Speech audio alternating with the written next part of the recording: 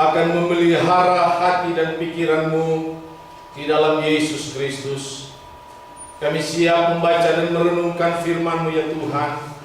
Roh Kudus menguasai segenap hati dan pikiran kami siang hari ini, sehingga segenap keberadaan kami siang hari ini hanya tertuju untuk mendengarkan suara Tuhan. Berbicaralah bagi kami melalui firman-Mu ya Bapa, karena kami sangat membutuhkan firman-Mu. Firman itu pelita bagi kaki kami, terang bagi jalan kami. Firman adalah kekuatan di dalam hidup kami. Urapan-Mu mengalir bagi hamba-Mu. Pakai hamba menjadi alat Tuhan, menyampaikan isi hati Tuhan bagi kami semua. Berfirman bagi kami Bapa, kami siap mendengarkannya di dalam nama Tuhan Yesus Kristus. Haleluya. Amin. Puji Tuhan, shalom. Iya, sesuai dengan kalender gereja kita, hari ini kita akan membaca kitab Roma pasal yang ke-12.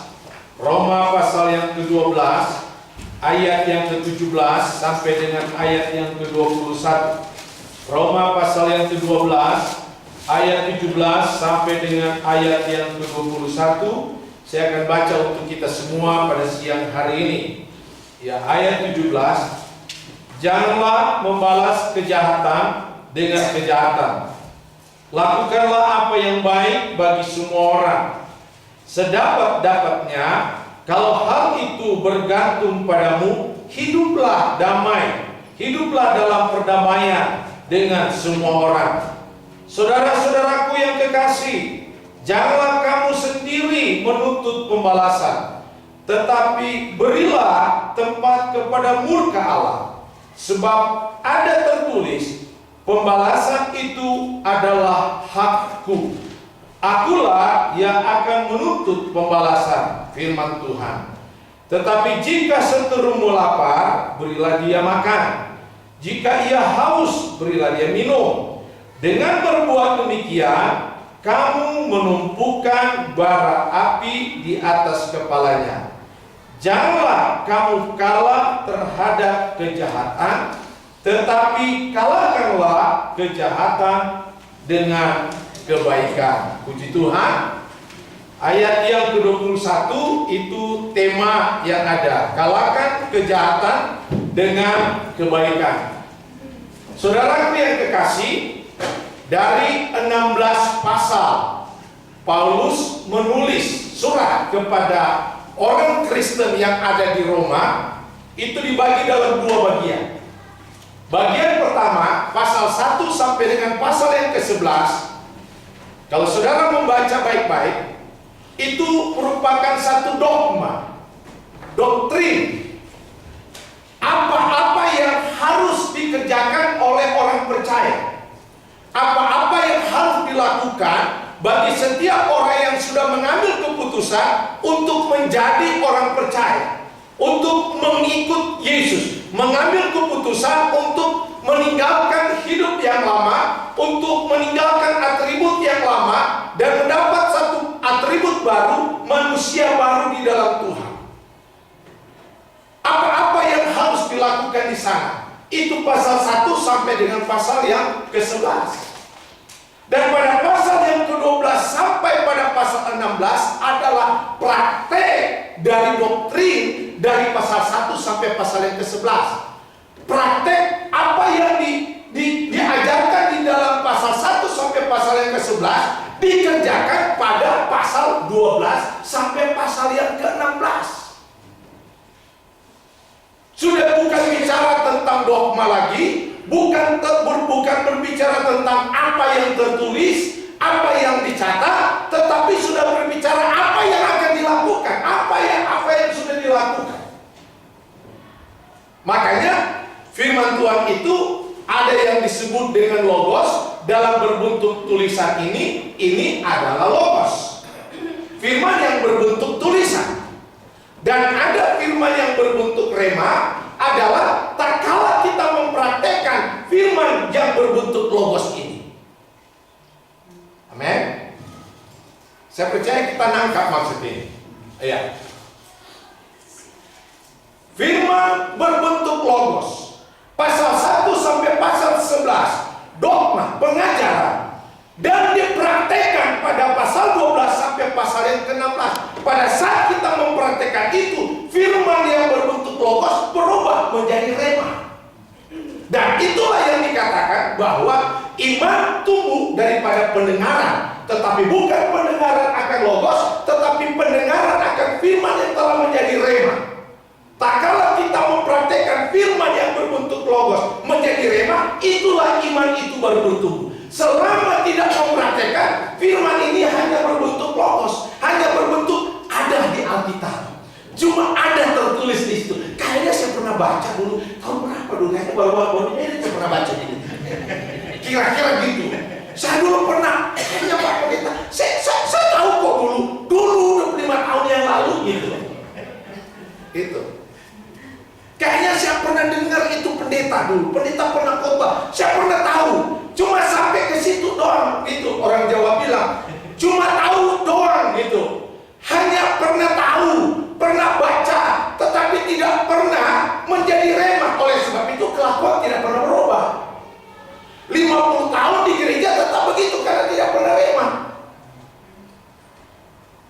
Tidak pernah rema. Tidak pernah muncul iman. Karena apa? Iman itu muncul karena firman merema. Bukan iman hanya sekedar bentuk tulisan. Oleh sebab itu tegas sekali apa yang disampaikan oleh Soleman di dalam epistel tadi. Kenapa harus ada epistel tadi? Itu karena begitu banyak orang Kristen cuma tahu apa yang ada di dalam Alkitab. Apa yang pernah dia tahu, pernah dia baca, tetapi tidak pernah dia melakukan, sehingga harus ada apa yang dikatakan dalam epistel tadi. Ada kemunafikan. Itu makanya muncul keributan. Itu yang disampaikan Soleman itu bukan kepada orang yang tidak percaya Tuhan. Itu adalah orang yang di dalam Tuhan itu. Suka masuk campur urusan orang gitu istilahnya kan. Gitu. Suka cari tahu masalah orang. Paling senang nih, saya stabil. Gitu kan. Harus jangan dilewat-lewatin yang gitu. Yang penting dilewatinya, nggak penting. Dulu saya waktu masih youth, paling senang saya baca kitab Kidung Agung. Kalau mau kirim surat ke pacar itu kutip ayat di Kidung Agung. Matamu bagaikan merpati katakan. Gitu. Waduh, ayat-ayat yang pakai Kidung Agung semua itu keluar itu. Itu. Jadi pacar itu rohani banget, ya kan? Pakai firman Tuhan gitu kan. Gitu. Tetapi ayat yang dikatakan jangan mencuri, dilewatin ayat. Dilewatin gitu. Jangan bersaksi dusta, dilewatin. Cari yang di Kidung Agung gitu. Gitu, cari di Kidung Agung yang enak-enak gitu. Nah. Jadi apa yang kita harapkan dari Tuhan? Saya percaya kita mengharapkan bukan hanya sampai ke tingkat firman dalam berbentuk dogma, firman dalam berbentuk doktrin. Artinya bukan hanya sampai kepada satu pengajaran, tetapi kita mau firman itu sampai kepada praktek hidup kita hari lepas hari. Karena kalau tidak, yang ada cuma protes melulu. Yang ada adalah ribut melulu. Apa yang dikatakan Amsal? Kalau firman dipraktekkan, tidak ada keributan, tidak ada. Yang ada kalau ada sesuatu, ya kita berdoa aja. Aduh, pendeta saya kayaknya ada keliru lah. Yuk kita gandeng tangan, kita berdoa yuk untuk pendeta kita. Maklum udah rambut putih gitu kan. Kadang-kadang ngomong mau bilang L, keseleo L, orang lain disinggung kan. Jangan marah, udah tua, mari kita berdoa gitu kan. Bukan, wah udah singgung nih pendeta. Enggak. Harus kita bicara, udah, jangan gitu kan. Itu yang mengatakan demikian, biar dia pintar, dia cuma tahu Alkitab tetapi tidak pernah praktek dalam hidupnya hari lepas hari. Makanya kehadirannya mengacaukan. Kekacauan yang terjadi, itu Amsal Soleman. Lah bukan saya ngomong loh. Mau baca lagi kayak epistelnya. Nanti ngeri lagi kan. Jangan pakai lupa ada epistel loh. Saya belum khotbah yang Roma baru epistel itu saudara. Ya. Jadi saya berdoa supaya kita semua bukan hanya sekedar sampai kepada mengetahui pengajaran kita, tetapi mari kita lakukan pengajaran itu. Sehingga tak kala terjadi sesuatu yang ada, firman menjadi rema, akan membuat kita lebih kuat dengan masalah ini. Pada saat terjadi sesuatu, firman yang menjadi rema memberikan kita kekuatan. Itulah yang dikatakan oleh Paulus di dalam kitab Roma ini. Roma 12. Kalau kita baca satu pasal itu, khususnya dari ayat yang ke-9 sampai ayat yang ke-21, itu ada dua bagian. Bagian yang pertama, ayat 9 sampai dengan ayat yang ke-16, itu memberikan gambaran bagaimana cara hidup kita, cara kita bergaul dengan sesama kita sebagai orang percaya. Di situ bagaimana kita bersikap sebagai anggota jemaat, bagaimana kita bersikap sebagai sesama orang percaya, bagaimana kita bersikap sebagai sama-sama kita orang Kristen. Itu diajarkan di dalam Roma pasal yang ke-12 ayat yang ke-9 sampai dengan ayat yang ke-16. Yang harus dilakukan di antara sesama orang percaya. Alkitab berkata mulai ayat yang ke-9, hendaklah kasih itu jangan pura-pura. Itu sikap orang percaya di antara sesama orang percaya. Kasih itu jangan pura-pura. Saya mau tanya, kalau Tuhan bilang kasih itu jangan pura-pura, kira-kira ada nggak yang pura-pura? Pasti ada dong. Tuhan ini bukan tebak-tebak gitu. Bukan kayak mau tebak lotre, mana tahu kena. Ya kalau kena syukur gitu kan. Sekarang udah berapa bilion, mana tahu kena butut gitu kan, Setiap lewat gas station, udah mau tabrak mobil depan, dia udah ada gas station. Gila udah 20 miliar deh. Aduh, gua dapat, gua pulang lah. Daripada nunggu hijau udah 50 tahun gak dapat gua pulang lah. Wah, gua beli itu ladang di kampung, gua belilah 1 RT gitu. Tahu-taunya wah nabrak depan. Karena lihat gas station ada itu angka-angka gitu. Ada angka-angka dia. Lotre panjang gitu kan. Itu. Udah ngebayang gitu. Tuhan kita bukan nebak-nebak seperti itu. Mana tahu kena. Pada saat Tuhan katakan kasih itu jangan pura-pura, berarti ada kasih yang pura-pura. Tidak mungkin Tuhan membuat satu statement yang salah. Kalau tidak ada kasih yang pura-pura, tidak ada ayat ini. Tetapi karena Tuhan lihat ada praktek kasih yang pura-pura, maka dia bilang sebagai orang percaya, dalam pergaulan sesama orang percaya, kasih kita itu jangan pura-pura. Dan cuma kasih seperti Yudas, kan saya sering sampaikan di mimbar kan. Cium pipi kiri, pipi kanan gitu kan. Kayak Habibie gitu kan.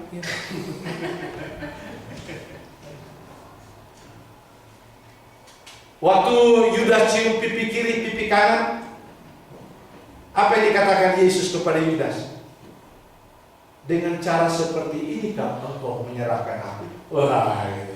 Jadi kalau ada yang kasih pipi kiri, pipi kanan, waktu bertanya, ini bener nggak gitu kan? Kayak gitu kan? Jangan memang kenapa? Itu dia waktu aku salaman yang kasih gigi, itu orang lupa.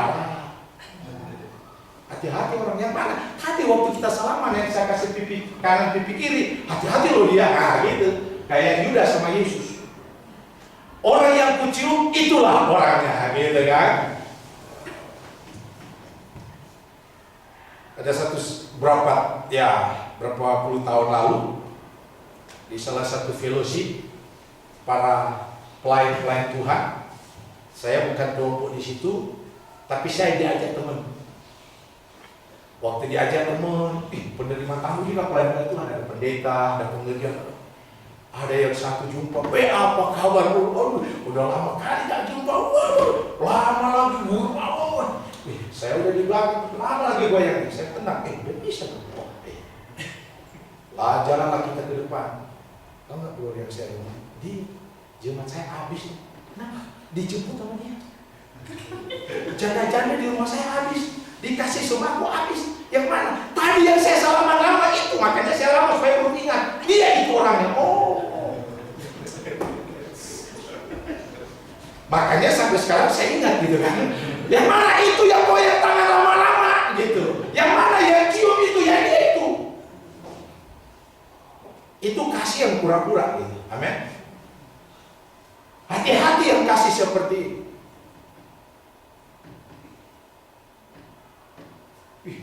Bajunya bagus Pak. Bagus Pak Ibu, bajunya matching banget gitu ya. Ibu kudus nih. Dirjitnya wah coba. Setelah lewat, waduh, udah orang udah kayak hantu gitu. Yang mana itu? Dia punya bajunya sama sepatunya nggak connect gitu. Nggak nyambung itu. Kepala sapi, ekor babi gitu. Karena nggak nyambung gitu. Warna celana, bajunya. Tapi waktu pertama, wih bagus beli di mana? Oh ya, itu kasih yang pura-pura. Makanya saya sangat bersyukur dengan ayat ini sehingga setiap orang yang menyampaikan sesuatu yang indah untuk saya hanya bilang puji Tuhan, Tuhan memberkati. Karena Alkitab katakan ada kasih yang pura-pura. Gitu. Yang seharusnya Alkitab berkata sikap hidup sebagai orang percaya adalah kasih yang murni. Kasih yang murni bukan berarti kita nggak bisa saling tegur. Atau kasih yang murni selalu negur manis-manis. Bukan itu. Sulaiman berkata, lebih baik tegur yang nyata-nyata daripada kasih yang tersembunyi. Itu kasih. Kalau nggak suka, sampaikan. Daripada ngomong di belakang, nggak enak gitu kan. Kasih, jangan berpura-pura. Itu sikap sesama kita anak Tuhan. Sikap sama. Saya kalau orang nanya sesuatu, menurut Pak Tony, yang gini-gini gimana? Gini-gini, saya kasih. Saya juga nggak mau munafik. Kalau nggak sesuai dengan Alkitab, saya bilang nggak pas. Saya poin, gitu. Karena saya paling senang kalau orang yang menyampaikan sesuatu. Pak Tony kayaknya Pak Tony menyampaikan sesuatu nggak pas, ya benar. Kadang-kadang istri saya adalah penolong yang setia, gitu kan. Roh Kudus berbicara melalui istri saya. Istri saya sering memberikan input-input yang baik. Dan itu kontrol dalam hidup saya. Dan saya sangat senang sekali. Teguran. Daripada istri saya puji-puji nggak tahu dan nggak suka gitu. Bilang nggak dulu zaman kita nih, yang hidup kita dulu Indonesia kan. Zaman Pak Presiden kita Soeharto. Oh rakyat masih senang sama Bapak gitu. Taunya rakyat juga ya kan. Wah Pak, mereka senang loh dengan khotbah Bapak. Kami senang, tapi di belakang parah gitu. Makanya kalau hal-hal yang timbul di belakang untuk saya, Tony Bowen, bukan sesuatu yang baru. Karena saya tahu yang khotbah saya di satu gereja, gereja APRF di yang minggu lalu, bahwa Tuhan mengutus kita bukan di tengah-tengah zona aman. Tetapi Alkitab berkata, lihat, aku mengutus kamu bagaikan domba di tengah. Makanya kalau ada serigala di pelayanan udah biasa. Udah biasa, nggak gitu. Kalau ada jemaat yang udah mau makan pendetanya udah biasa. Kita katakan, aku mengutus kamu bagaikan domba di tengah serigala. Dan saya tipe orang tidak akan pernah lari dari serigala. Cuma itu bedanya. Karena saya tahu yang mengutus saya bernama Tuhan. Amin. Makanya saya tidak pernah meninggalkan pelayanan. Walaupun 20.000 itu serigala yang siap marah. Banyak gue pikirin gitu. Selama Tuhan ada, Tuhan pasti menyertai. Selama Tuhan izinkan melayani, setapak langkah pun aku tidak pernah mundur.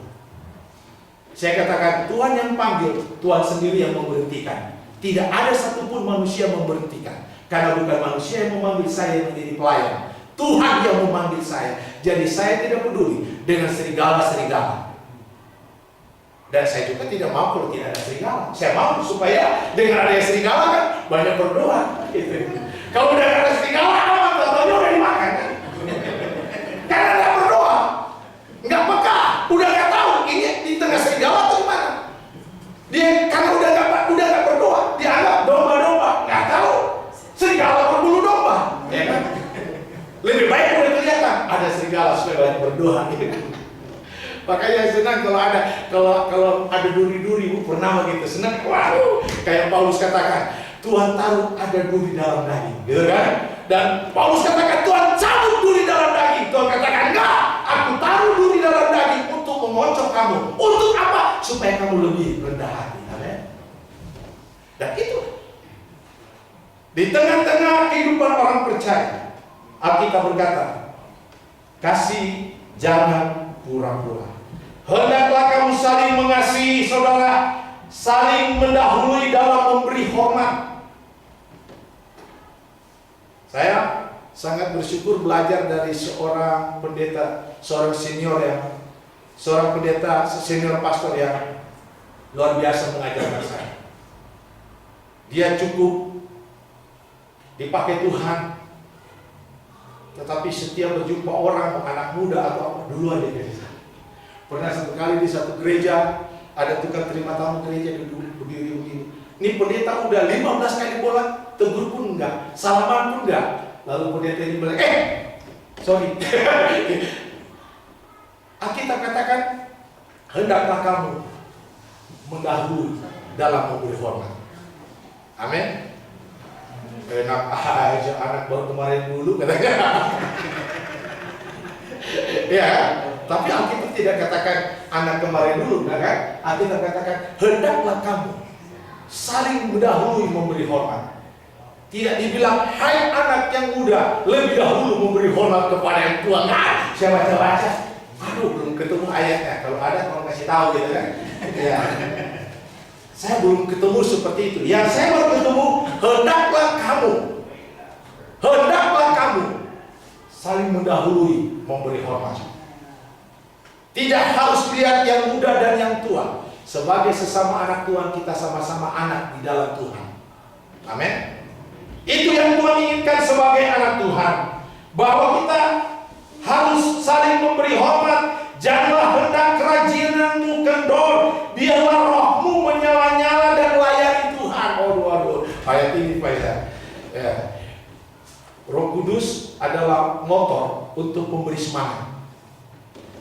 Di sesama anak Tuhan sebagai orang percaya menghadapi satu dengan yang lain, Alkitab berkata jangan oleh karena si A semangatmu kendor, jangan oleh karena si B semangatmu mengurang, oleh karena ada orang yang tidak enak. Jangan sampai sesama kita hiraukan, lebih baik di rumah, lebih baik nonton Broncos daripada ke gereja lihat dia melulu yang ada di situ. Lebih enak Broncos gitu. Jangan semangatmu kendor, tetapi biarlah rohmu menyala-nyala dan layanilah Tuhan. Oleh sebab itu, Sulaiman pernah berkata, ubahkanlah hati. Amin. Taruh hikmat di hati. Minggu lalu di gereja PRF saya katakan, kalau hati kita telah diubahkan, sejelek apapun orang di depan kita, pasti kita lihat penuh dengan kemuliaan. Tetapi kalau hati kita tidak pernah diubahkan, secantik apapun, segagah apapun orang di depan, tetapi kita lihat seperti hantu. Tetapi hati kita harus jaga. Amin. Alkitab berkata, janganlah hendak kerajinanmu kendor, dan biarlah rohmu menyala-nyala. Sesama kita. Saya senang selalu sesama teman kami di Facebook saling memberi semangat. Di Facebook ada teman sharing, Tony begini, maju. Kami berdoa, sama-sama kami berdoa. Saling motivasi. Bukan bilang makanya jangan begitu dong, makanya jangan begitu dong, harus begini, bukan itu ya. Iya. Udahlah lu keluar gua ganti ya gitu. lu nggak cocok di situ gitu. Kayaknya gue yang cocok gitu kan? Bukan begitu. Amin. Kalau ada begitu harus bertobat, saudara. Itu berbahaya. Yang ada kita berkata apa? Kita saling memberi semangat, memberi semangat, dorong dia. Ya, amin, amin. Saya percaya kalau kita saling memberi semangat, maka kita akan lebih diberkati oleh Tuhan. Itu. Dan kehidupan sesama kita, dan kedua, kehidupan kita di antara orang yang ada di sekitar kita. Kalau saudara dan perhatikan ayat-ayat yang sudah kita baca, ayat 17 sampai dengan ayat yang 21. Itu bagaimana cara kita hidup di tengah-tengah lingkungan yang tidak sama dengan kita. Alkitab berkata ayat yang ke-17, janganlah membalas kejahatan dengan kejahatan. Lakukanlah apa yang baik bagi semua orang. Dia mau orang percaya ke, dia mau orang sama-sama dengan kita dan tidak percaya ke, tidak kenal Tuhan ke. Alkitab berkata, jangan balas kejahatan dengan kejahatan. Lakukan yang baik. Lakukan yang baik. Yang baik itu apa? Nanti ayat 18, ayat 19 sampai dengan ayat 20, 21. Itu yang harus kita lakukan. Bukan bagian kita untuk membalas. Bukan bagian kita. Karena hak pembalasan itu ada di dalam tangan Tuhan. Hak pembalasan ada di dalam tangan Tuhan. Kita tidak perlu katakan, oh tunggu balasan. Sekarang lu pendeta, satu-satu pensiun, gua jadi pendeta gua balas. Bukan gitu. Tunggu, gua sekolah kita dulu ya. Sekarang gua jemaat. Kalian si tua. Gua sekolah kita, gua jadi pendeta, gua yang ngatur, gua keluar, ganti nih ya maju. Bukan itu. Kalau udah niat seperti itu tidak pernah jadi. Nggak akan pernah lulus kita sekolah teologi, nggak pernah. Karena udah ada otak tidak baik. Untuk niat membalas, kita berkata tidak perlu pembalasan, itu adalah hak Tuhan. Ya udahlah, sabar. Sekarang giliran dia kan? Giliran mereka lah yang beda tua. Satu-satu juga kita beda tua. Tak, lo balas. Kalau ada seperti itu, tidak pernah terpilih jadi beda tua. Amin. Amin. Kalau ada pikiran seperti itu,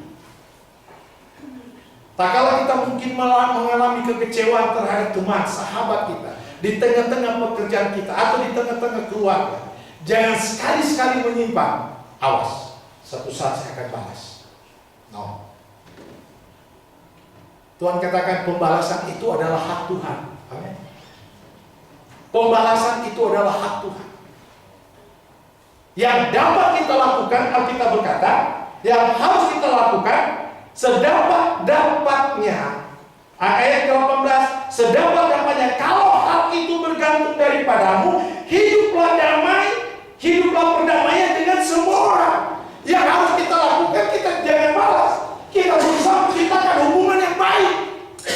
Amin. Sekeras apapun batu, tidak perlu dihancurkan dengan benda yang keras. Cukup dengan air yang menetes di situ terus. Lama-lama jangan saudara jangan kaget lihat, loh kok udah lubang batu itu. Cuma karena air itu tidak jenuh-jenuhnya menetes. Jatuh terus di situ, jatuh terus di situ, jatuh terus di situ, jatuh terus di situ. Akhirnya batu itu bisa hancur. Cuma karena tidak bosan-bosannya. Cukup 3 kali, masa harus 4 kali, 5 kali. Saya kan sudah ngomong sama dia, Pak. Saya udah telepon, gak diangkat telepon. Gak apa-apa. Untung aja dia belum banting telepon di depan kita kan. Baru gak angkat. Belum kasa tersinggung kan. Ya kan? Baru saya udah mau damai loh, Pak. Udah 3 kali saya telepon, gak diangkat-angkat handphonenya. Ya baru gak angkat udah tersinggung. Belum dibanting handphonenya di depan kan. Alkitab berkata kalau datang dari kita, mari jangan jemu-jemu. Itu yang harus kita lakukan, bukan niat membalas. Siapapun, mau orang yang sesama kita, kita berkata bagi semua orang, berarti di dunia orang yang ada di dunia sana. Alkitab berkata, sekali lagi saya katakan, sedapat dapatnya kalau hal itu bergantung